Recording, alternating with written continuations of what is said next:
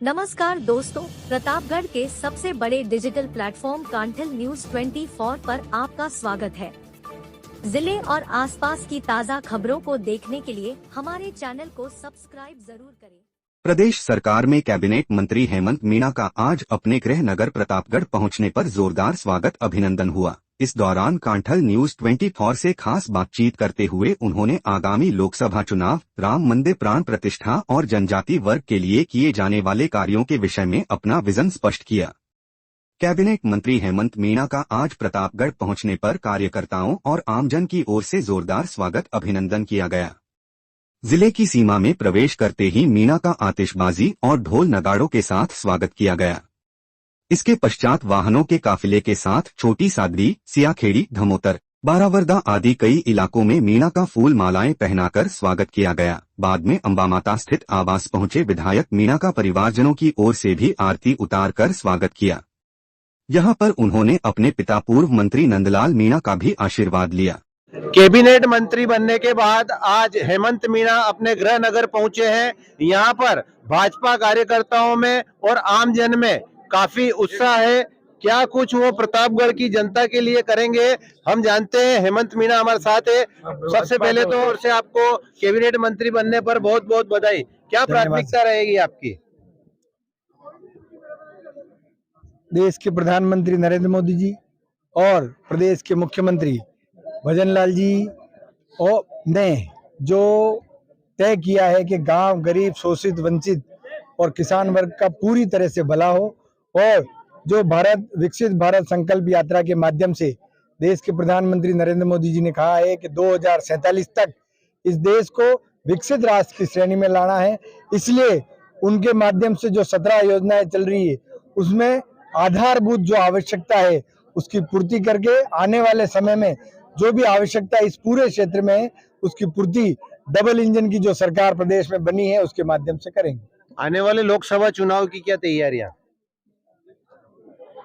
लोकसभा की तैयारियां पूरी तरह से व्यवस्थित संगठनात्मक दृष्टि से चल रही है और हमको सब स्पष्ट निर्देश आ गए हैं कि पूरी तरह से आप जनता के पास जाएं और जनता में जो नरेंद्र मोदी जी के पक्ष में जो विश्वास है उसको और उनकी योजना जिससे प्रत्येक नागरिक को फायदा हो रहा है।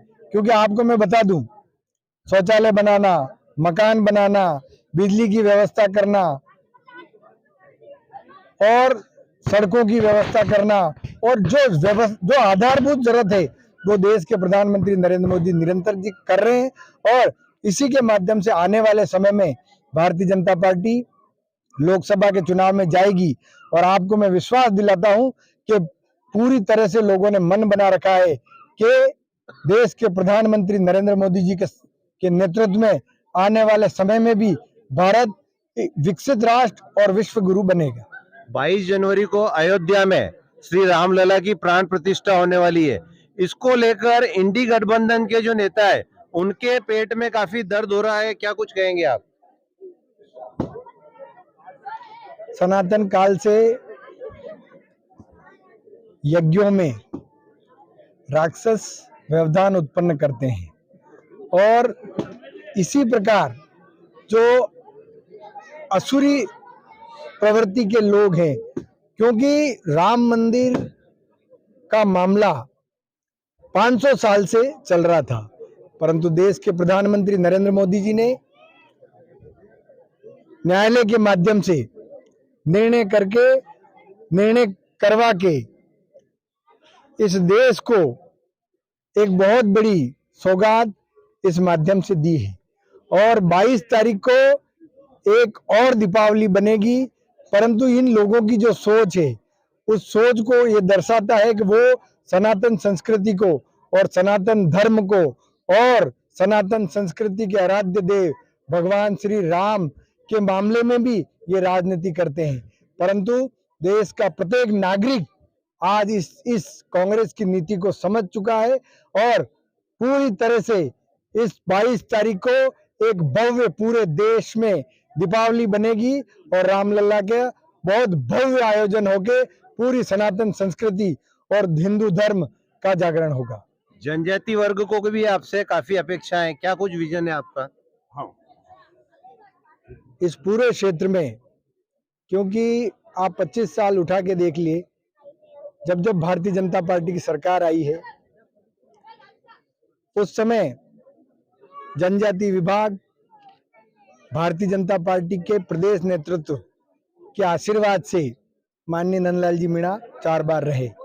और इस पूरे क्षेत्र में जो आधारभूत आवश्यकता है, क्योंकि सबसे पहली आवश्यकता होती है शिक्षा, और शिक्षा के क्षेत्र में पूरी तरह से हॉस्टल खोलने का काम, स्कूल खोलने का काम, इस माध्यम से इस पूरे क्षेत्र में शिक्षा का अलग जगाने का काम भारतीय जनता पार्टी के पूर्ववर्ती सरकारों के माध्यम से हुआ है।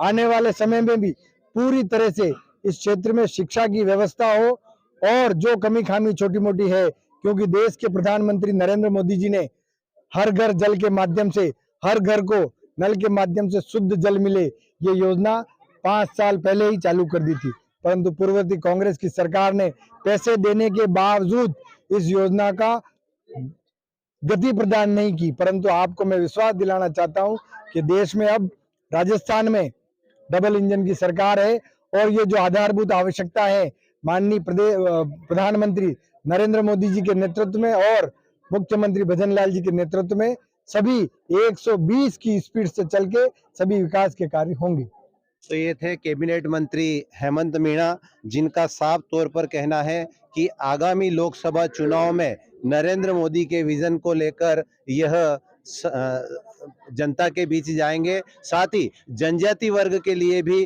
काफी कुछ इन्होंने स्पष्ट कर दिया है। एक